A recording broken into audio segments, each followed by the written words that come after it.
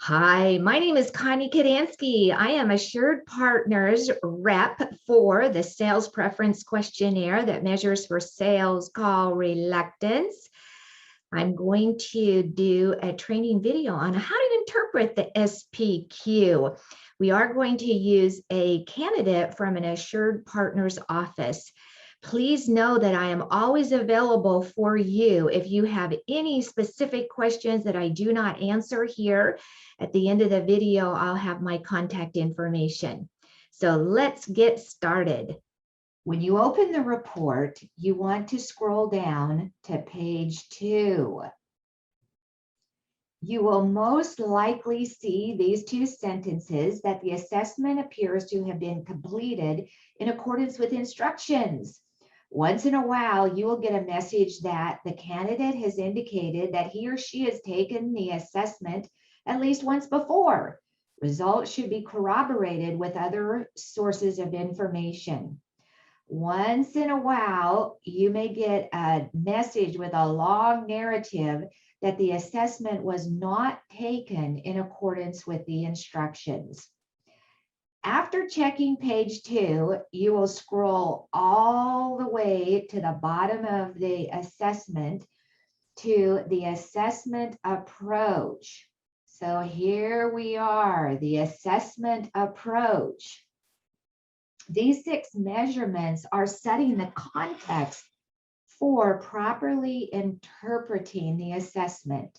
Best case scenario, all the scores are going to be in the green zone. That's where we want to see it. However, very often they're not going to be all in the green zone. The shaded area is the average range for the insurance agencies and brokers for the US norm group, meaning that of all the people who have taken this assessment and put themselves in that category, their scores are averaged. So let's start at the bottom and move up. Attitude toward questionnaire. This is designed to detect any overcritical orientation to assessments or this assessment in particular. This candidate is in the green zone, meaning that he was okay with taking the assessment. Moving up to response consistency is measuring the extent to which the responses were logically consistent. This candidate is in the green zone. So throughout the assessment, the same question is asked differently to assess for response consistently. Problem solving is measuring the degree of focused attention and concentration in completing the assessment. You want to see this score in the high green area for commercial insurance. Hedging is measuring how willing was the candidate in giving committed, definitive responses. When this score is in the red zone, that means that the candidate chose answers like, I don't know, or I prefer not to answer. When they do that, we cannot even score that particular question. So heads up there. If someone scores in the red zone, ponder on how they were in the interview. Did they answer questions definitively, or they were someone who were kind of sort of wishy-washy and non-committal in answering your questions? Something to notice. Positive posturing is the extent to which the candidate chose answers they believe to be most desirable. This candidate is outside of the average area in the red zone, as you can see. That means that the candidate is looking a little bit better on paper than they would do at prospecting. At the end of this training video, I will provide you with some questions that you could ask a candidate in the next interview if you choose to have a next interview geared around this positive posturing. Embellishment is measuring the energy devoted to controlling the impression being presented to others, characterized by exaggeration and embellishment. This candidate is in the green zone. If you have a report that is in the red zone for positive posturing and embellishment, heads up. Just know that the candidate was not comfortable being forthright in answering questions about prospecting and business development, and you may need corroborating information from other sources to ascertain whether they would be business developers. Now that we have set the context, we're going to scroll up to prospecting fundamentals. There you go. The accelerator score is a comprehensive score on how much the candidate may be experiencing call reluctance. This candidate is barely in the red zone, so there is call reluctance. Now, prospecting motivation is a measurement of how much physical and psychological energy is available for prospecting and clientele building. The yellow means that there's a moderate amount of energy. We call this the can-do measurement. Can they physically and psychologically do the proactive outreach? Prospecting goal level is a measure of how emotionally connected the candidate is to their personal and professional goals. How clear are they on their target, their strategy, and their desire to pursue their goals? This candidate's in the high green zone. This is where we like to see it. We call this the want to measurement. This candidate wants to succeed. These two measurements are extremely important. Anytime motivation and goal level are in the red, heads up.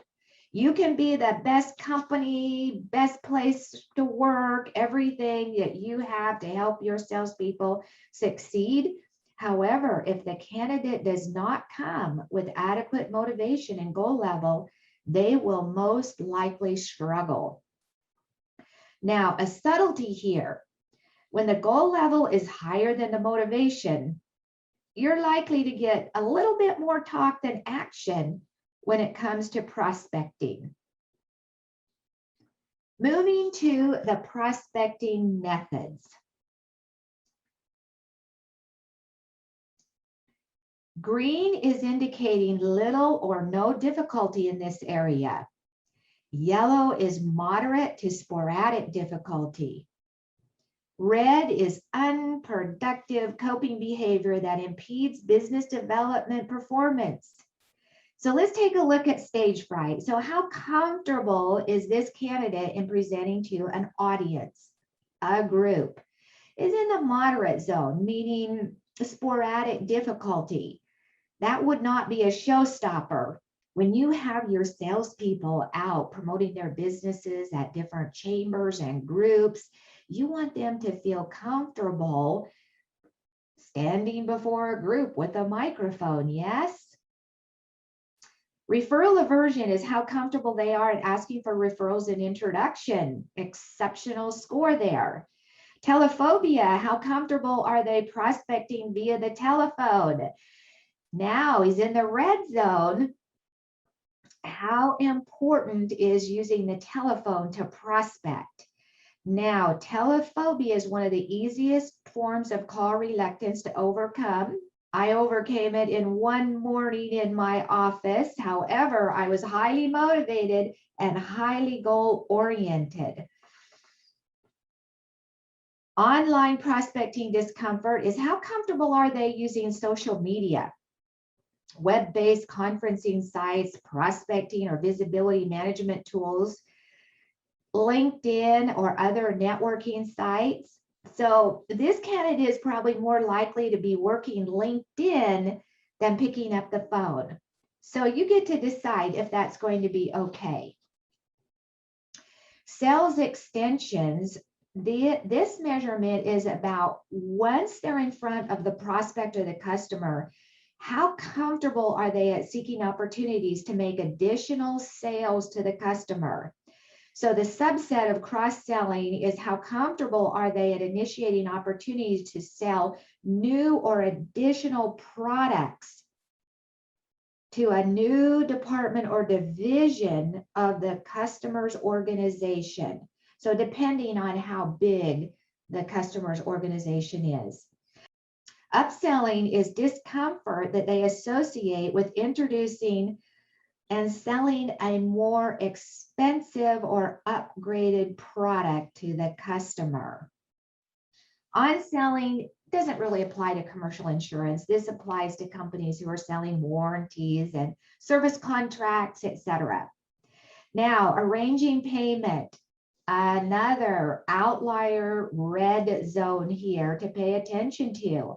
This is measuring the degree of hesitation or avoidance experienced when stating the premiums and asking for payment.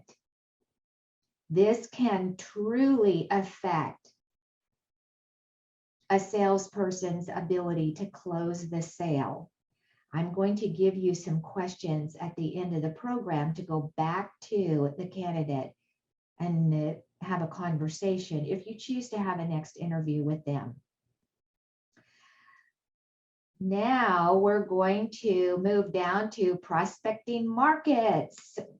Social self-consciousness is how comfortable are they prospecting and selling an upscale prospect, upscale to them. This individual is showing here in the red zone that may not be that comfortable at prospecting people that have wealth or affluence.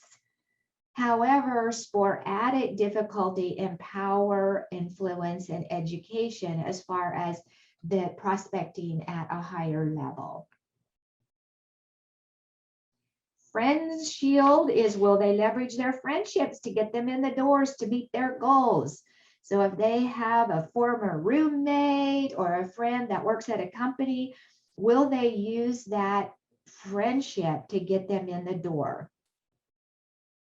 Fam shield is whether they will leverage family relationships with all the extended families and what we have now in our society. So think about it, a second cousin who works at a company, will they use that relationship to get them in the door? So friend shield and fam shield, they're not going to be showstoppers. It just shows you how comfortable are they at really leveraging their network. This individual is good at referrals, friendship, and okay with family.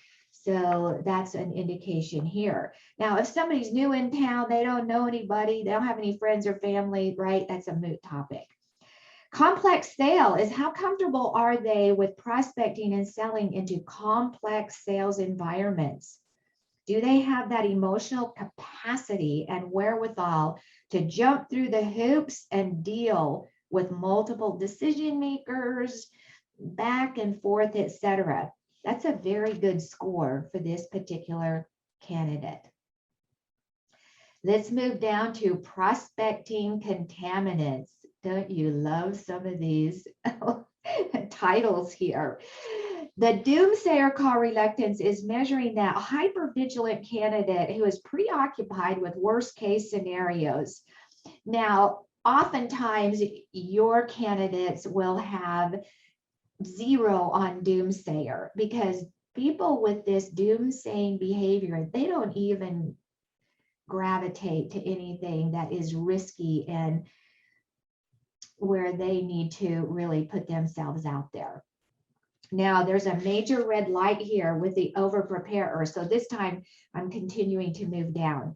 So this is the over analyzer who organizes rather than prospects. They usually are not spontaneous.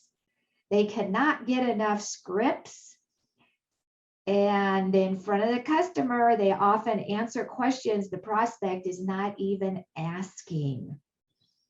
They ramp up slower. The hyper pro, the candidates who score high in this area, are focused on making sure that that prospect is impressed with them. So we want salespeople to dress for success, have good professional etiquette. Sometimes they overuse displays of credibility, prestigious automobiles, awards, and credentials.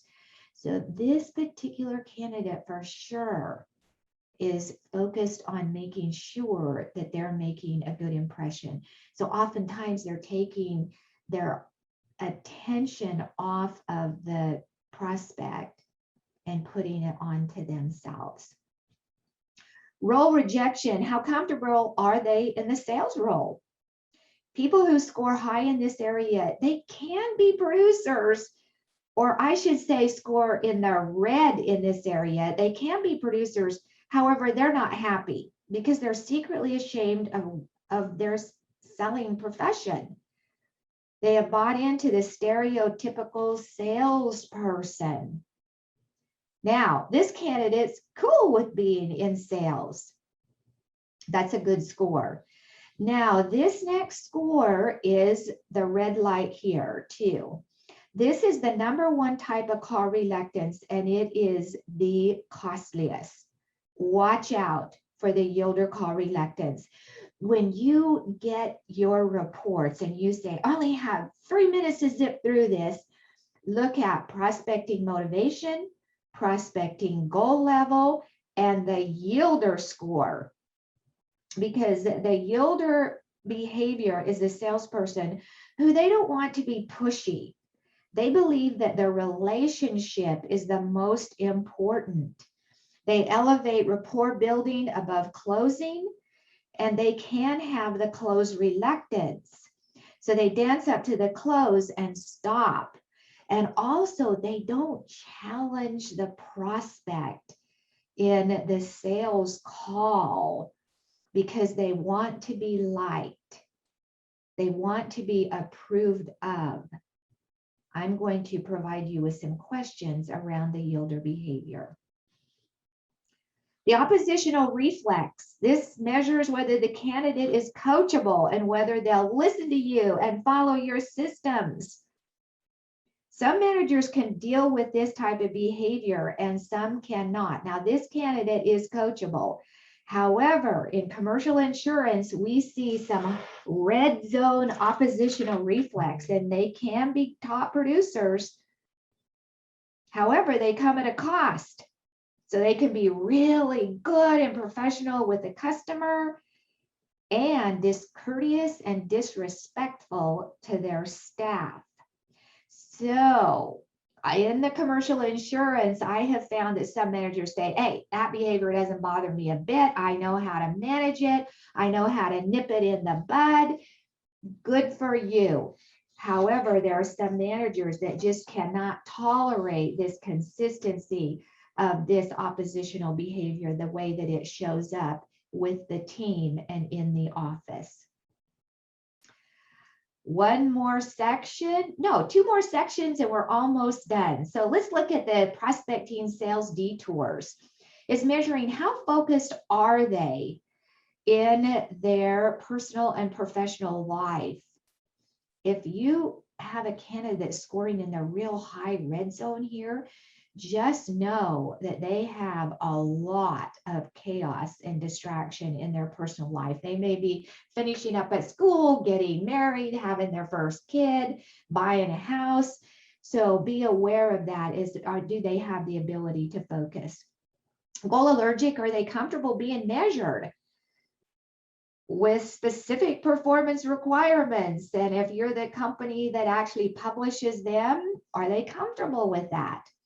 Information bridge is the extent to which prospecting is limited by actual or perceived absence of skills or knowledge required to perform effectively.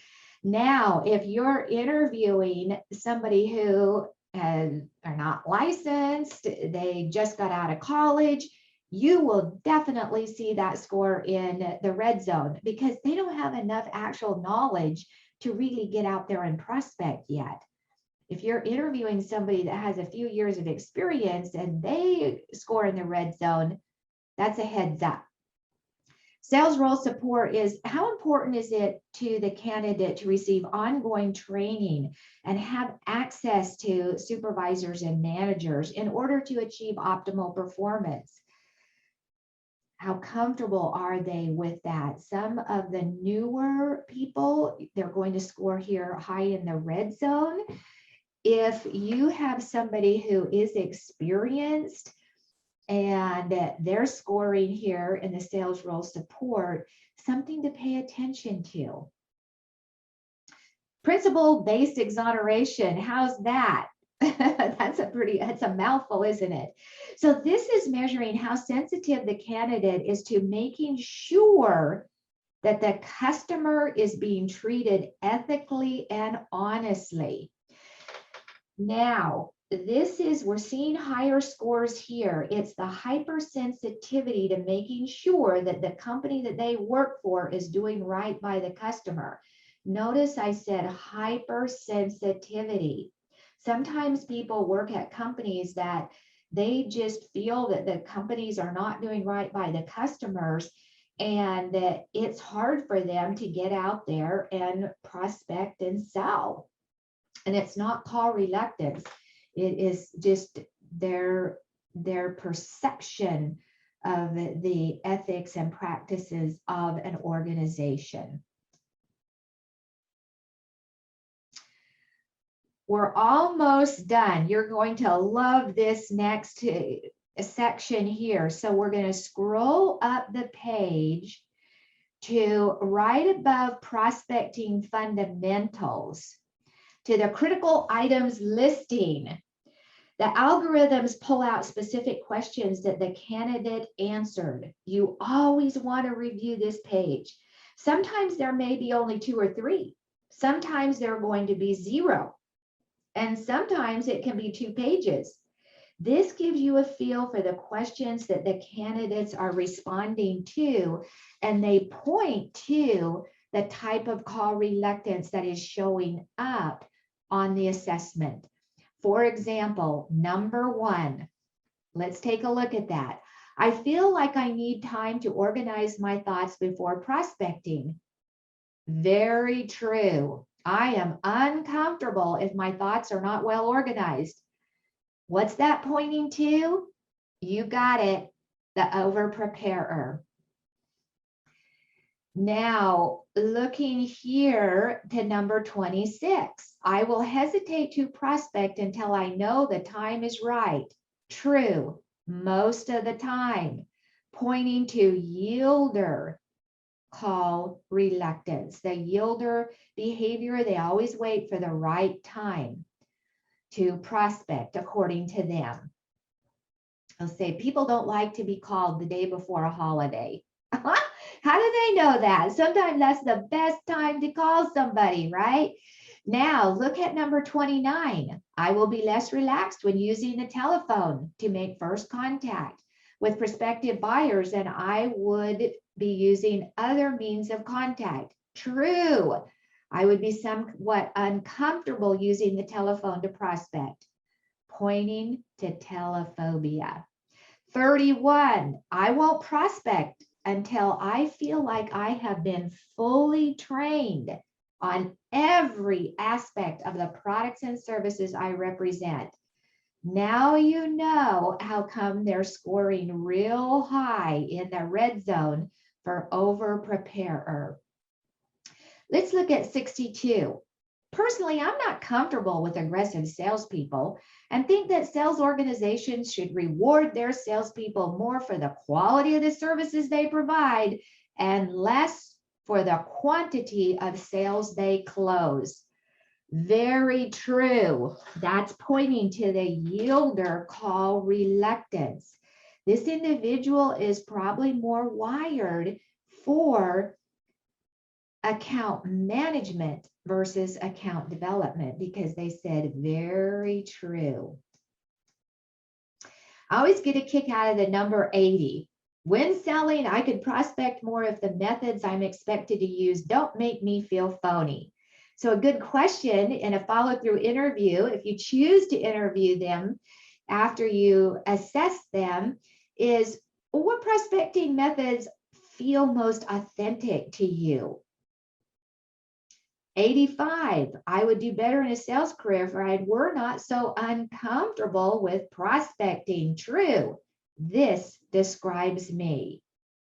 Has call reluctance. Now, 111, when selling, I feel uncomfortable when I'm about to disclose the cost of my product and services. What is that leading to? Yes, you got it. Arranging payment, uncomfortable.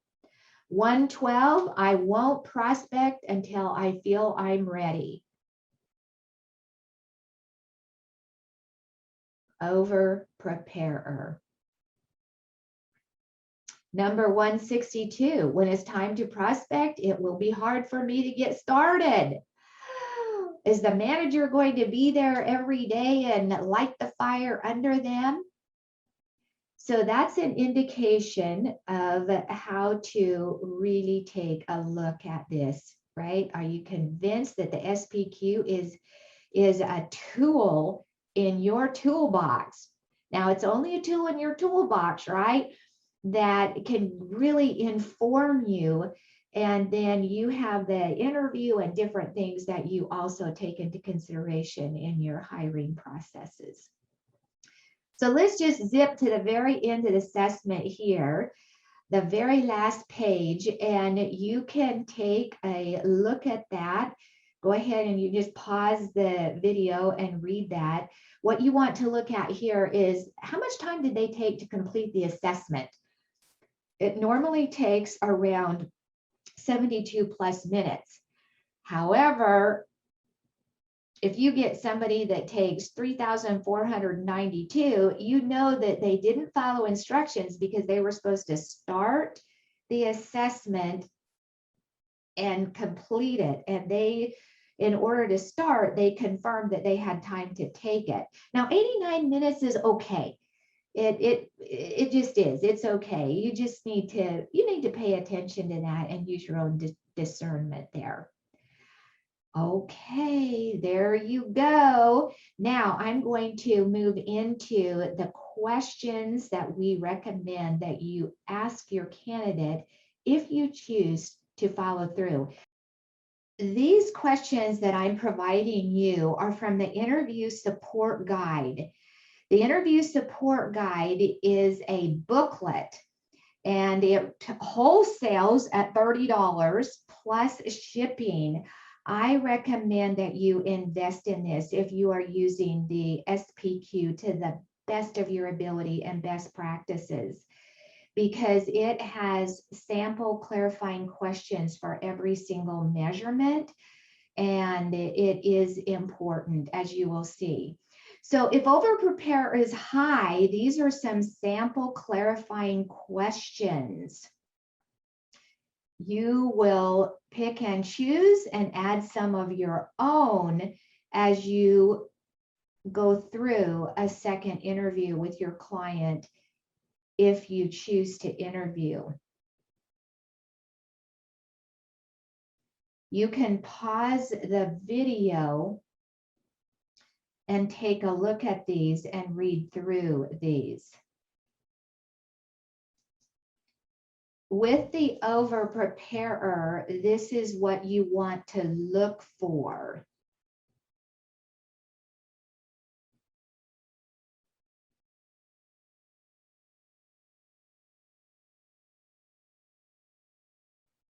So again, feel free to pause the video. The yielder call reluctance, the #1 type and the most costly. Sample clarifying questions.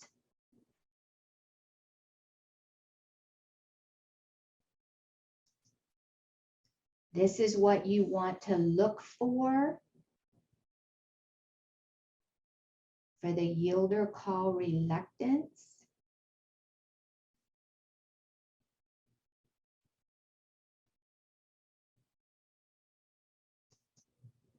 Arranging payment.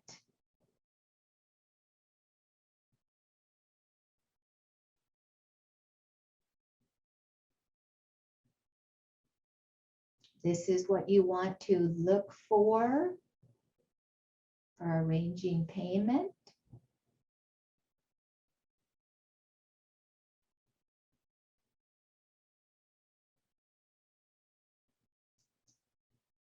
Principle-based exoneration, that high sensitivity to making sure from their perception that the sales organization they work for is doing right by the customer.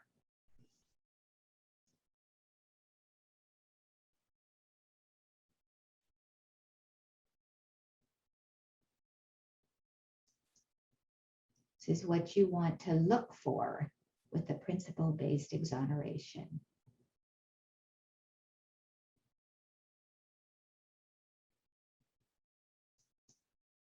Positive posturing, choosing answers they believe to be most desirable.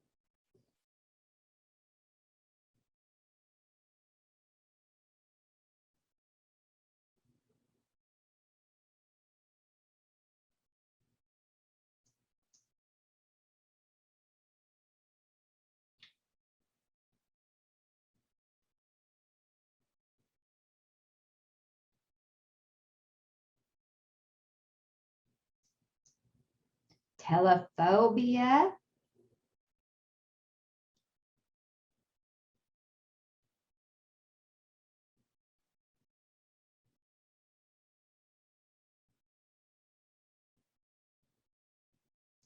What you want them to look for.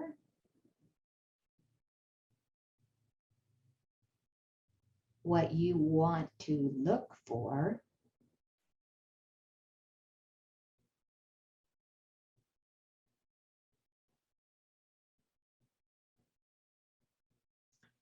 Feel free to call me. So please know that I am open and willing to have conversations with you in order to make sure that you feel comfortable the way that you are interpreting the SPQ gold. And thank you.